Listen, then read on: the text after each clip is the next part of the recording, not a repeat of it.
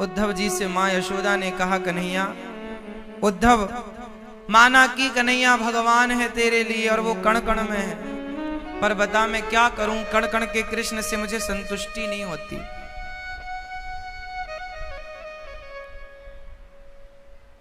किसी की गाड़ी पंचर हो जाए और वो पूछे भैया हवा कहां मिलेगी, तो सामने वाला कहेगा भैया हवा तो सब जगह है, सब जगह हवा मिलती है, तुम्हारे अंदर हवा है, बाहर हवा है। तो क्या इस प्रकार के हवा के ज्ञान से टायर का पंचर ठीक होगा, टायर में हवा भर जाएगी?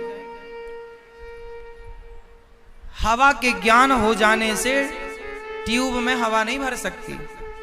ट्यूब में हवा भरने के लिए तो एक यंत्र के पास जाना पड़ेगा, मशीन पाइप के द्वारा ट्यूब में प्रवेश करेगी, तब वो हवा काम की है। उसी प्रकार उद्धव जी कृष्ण का ज्ञान दे रहे हैं कि कृष्ण तो सब जगह है। प्रश्न खड़ा होता है कि भगवान सब जगह है तो मंदिर क्यों जाना चाहिए? कहीं से भी प्रणाम कर लो। जब भगवान सब जगह है तो फिर मंदिर बनाने की जरूरत क्या है, मंदिर जाने की जरूरत क्या है? तो उत्तर इसका ये है, बताओ जब भगवान सब जगह हैं तो फिर मंदिर जाने की क्या जरूरत है? मैया बताओ क्या जरूरत है? मंदिर बनाने की जरूरत है या नहीं? भगवान तो सब जगह कण कण में है, सर्वम खलविदम ब्रह्म। फिर मंदिर क्यों बनाए जाते हैं? कारण है हवा सब जगह है, पर ट्यूब में हवा भरने के लिए सब जगह की हवा काम नहीं करेगी। भगवान सब जगह है, विशेष जगह जाना पड़ेगा, मशीन के द्वारा ट्यूब में हवा भरनी पड़ेगी, वहां आपका कार्य होगा। उसी तरह भगवान सब जगह है, लेकिन सब जगह के भगवान को हम महसूस कैसे करेंगे, सब जगह के भगवान को हम पहचानेंगे कैसे?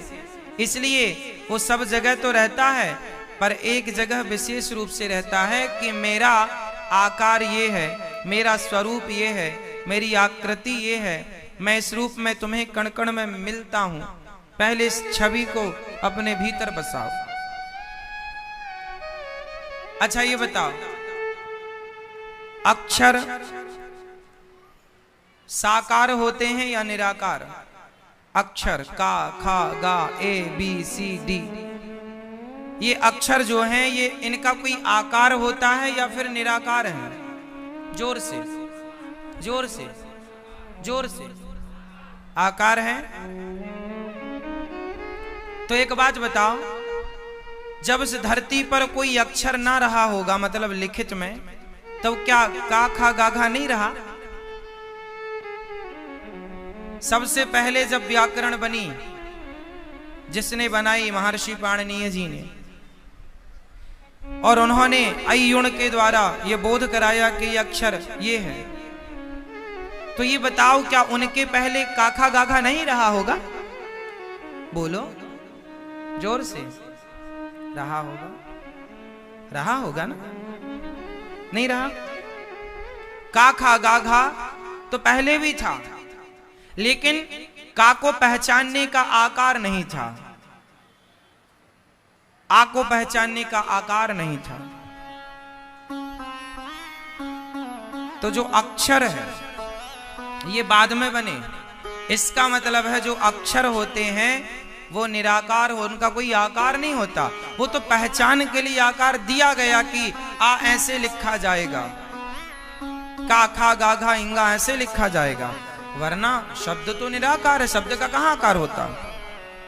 वो तो पहचान पाए हम, पढ़ाने में, पढ़ने में आसानी हो, इसलिए बनाया गया ऋषियों के द्वारा। अक्षर लिखित में लिखे गए, वरना अक्षर तो निराकार है, अक्षर का कोई आकार नहीं होता। का क्या आकार है, खा का क्या आकार है बताइए। लेकिन पहाड़े में आप जब स्कूल गए तो आपको मास्टर जी ने लिखकर बताया ये है का, ये है खा। उस का खा को जो निराकार है उसे जानने के लिए आकार की जरूरत पड़ती है, क्योंकि बिना आकार के निराकार को नहीं जाना जा सकता। बात समझ में आ रही है? बिना आकार के निराकार को नहीं जाना जा सकता। उसी तरह ईश्वर निराकार है, लेकिन उस निराकार को जानने के लिए उसका एक आकार बनाया गया। मंदिरों में जो मूर्ति विग्रह बैठे, इस आकार से उस निराकार को जाना जाए। जैसे का निराकार है, पर उस का बोध कराने के लिए का अक्षर लिखा गया, बनाया गया, का को आकृति दी गई कि भाई आप इसे का मानो, जबकि का कोई आकार नहीं है। शब्द निराकार होते हैं, कोई आकार नहीं होता। पर पढ़ने पढ़ाने के लिए तो आकार चाहिए, तो शब्दों को पिरोया गया अक्षरों में। बात समझ में आ गई? हर भाषा में अक्षर होते हैं। हिंदी में 52 है, इंग्लिश में 26 है। ए बी सी डी, तो क्या ए लिखने के पहले ए नहीं रहा होगा? बिल्कुल था, पर पहचान दी गई ऐसा, भाई इसे आप ए मान लो, इसे आप बी मान लो, इसे आप सी मान लो। उसके अकॉर्डिंग ही सारे फिर काम बनते चले जाएंगे, भाषा बनती चली जाएगी। उसी तरह ईश्वर तो निराकार है, कोई आकार नहीं होता ईश्वर का, लेकिन वह निर्गुण निराकार परमात्मा हम भक्तों के लिए साकार बनते हैं ताकि हम उसको जान पाएं। एक बात और बताऊं, ईश्वर को जानने में शब्द सहायक हो सकता है, पर शब्द गारंटी नहीं लेता कि मैं आपको ईश्वर का ज्ञान करा दूंगा। इस वेद पुराण कुछ भी पढ़ लो, शब्दों का ज्ञान आपको हो जाएगा, पर जरूरी नहीं है कि शब्दों के ज्ञान हो जाने से ब्रह्म का ज्ञान हो जाए, ईश्वर का ज्ञान हो जाए। शब्दों में इतनी ताकत नहीं है कि वो आपको परमात्मा का बोध करा दे। हां, परमात्मा का बोध कराने में शब्द सहायक हो सकता है, पर कोई ये गारंटी ले कि नहीं जी शब्दों से ज्ञान हो जाएगा, नहीं। ईश्वर शब्द से परे है। ईश्वर शब्द से परे है। जो शब्द से परे हो उसे शब्दों से क्या जानोगे? जो बुद्धि से परे हो उसे बुद्धि से क्या जानोगे? ईश्वर परे वस्तु। नेति नेति कह के वेद चुप हो जाते हैं। नेति का तात्पर्य क्या है? वेद आपने देखा होगा सबसे अधिक ज्ञान वेदों में है, लेकिन जब वेदों से पूछा गया कि आप भगवान को जान पाए, तो वेदों ने कहा नेति नेति नेति। अब ये नेति का मतलब क्या है? आओ मैं नेति का मतलब बताऊं। नेति का मतलब जानने के लिए एक छोटी सी कहानी सुनाता हूं, फिर नेति का मतलब समझ में आएगा। नेति नेति सदा पुकारे। तो एक लड़की को देखने वाला उसका होने वाला पति आया और संग में उसके 5 दोस्त आए, तो टोटल हो गए 6। अब 6 लड़के सामने बैठे हैं और उन 6 में एक है इसका होने वाला पति। तो उस लड़की की सहेलियां पूछ रही हैं क्यों इन 6 में तेरा वाला कौन सा? लड़कियों को पता नहीं सहेलियों को कि इनमें से तेरा वाला कौन सा है। तो वो पूछ रही है क्यों, ये जो सफेद शर्ट वाला है पहला, क्या ये तेरा है? तो उसने ना। तो दूसरा, ये लाल शर्ट वाला ना। तो ये तीसरा वाला, चौथा वाला, पांचवा वाला। अब जब 5 को मना कर दिया तो 6वें के लिए पूछना नहीं पड़ा। 6वें के लिए पूछना पड़ा? क्यों नहीं पूछना पड़ा बताओ?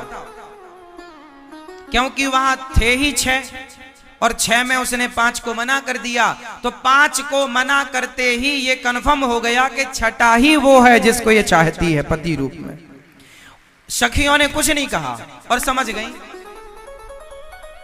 सखियों ने अब की बार नहीं कहा कि क्या ये है, नहीं कहा और समझ गई, मतलब शब्द नहीं निकले और समझ गई, मतलब शब्दों से परे बात हो गई कि नहीं। उसी तरह उस ईश्वर को जानने के लिए शब्दों की इतनी ताकत नहीं कि ईश्वर तक वहां तक पहुंचे, शब्द यहीं छूट जाते हैं। इसलिए बड़े बड़े साधु संत अंत में मौन हो जाते हैं। अंत में क्या हो जाते हैं? मौन, क्योंकि शब्दों से उस ईश्वर को जाना ही नहीं जा सकता। हां, शब्द सहयोगी हैं, आप ये मत सोचना कि शब्दों का कोई अर्थ नहीं, नहीं, शब्दों की भी मान्यता है, शब्दों में भी जान होती है। इन्हीं से आरती अरदास और अजान होती है। यही समुद्र के वो मोती हैं जिनसे इंसानों को इंसानों की पहचान होती है। शब्दों में बड़ी जान होती है, शब्दों के कारण महाभारत हो जाता है। तो शब्दों में जान तो होती है, लेकिन शब्द ईश्वर को जानने के लिए पर्याप्त नहीं है। इसलिए मां यशोदा जब रोई और कहा उद्धव जी ने कि वो तो कण कण में है, तो यशोदा मैया ने बोला कण कण के कन्हैया से हमारा गुजारा ना होगा, हमें तो प्रत्यक्ष चाहिए। ईश्वर तो निराकार है, पर निराकार में नहीं, साकार में मन लगाओगे तो निराकार तक मन पहुंचेगा, साकार से निराकार।